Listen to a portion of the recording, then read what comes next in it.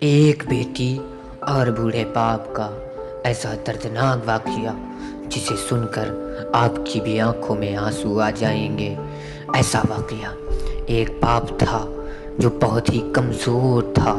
اس کی ایک بیٹی تھی اور یہ بہت ہی غریب پریوار سے تعلق رکھتے تھے، بہت غریب لوگ تھے۔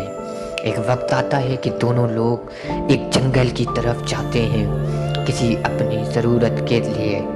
آخر میں دونوں لوگ چلتے چلتے ایک ایسے جنگل میں پہنچ جاتے ہیں جہاں پر تمام موذی جانور موجود ہوتے ہیں اور تمام پریشانیوں کا سامنا کرنا پڑتا۔ اس کے بعد وہ لوگ تمام جانوروں کی آواز، تمام موذی جانوروں کی آواز سن کر ایک غار میں چلے جاتے ہیں، جس کے بعد ان کا نکلنا بہت ہی زیادہ مشکل تھا۔ وہاں سے وہ ہرگز نہیں نکل سکتے۔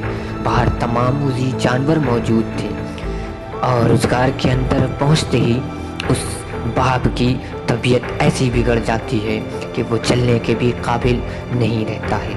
کچھ وقت گزرتا ہے کہ دونوں بھوک سے تڑپنے لگتے ہیں، اس کا باپ جو بہت ہی بوڑھا تھا، بہت پریشان حال تھا، وہ ایسا بھوک سے شدت تڑپنے لگا، ایسی پیاس سے، شدید پیاس سے تڑپنے لگا، یہاں تک کہ اس کی بیماری ایسی ہو گئی کہ اس کی آنکھیں تک چلی گئیں اور وہ موت کے قریب پہنچ گیا۔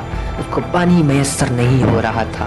اس کی بیٹی نے مجبور ہو کر ایک قدم اٹھایا، اس کو اپنا پستان، اپنے دودھ پلائے، جس کے ذریعے اس کے باپ کو کچھ سکون پہنچا۔ حالانکہ باہر جا کر بیٹی کچھ نہ کچھ کھا آتی تھی، پتے وغیرہ، لیکن باپ اس لائق نہیں تھا، نہیں چل سکتا تھا جو کہ وہاں تک وہ جا سکے، وہ نکل سکے، اس جگہ سے نکل کے باہر جا کے کچھ کھا آئے۔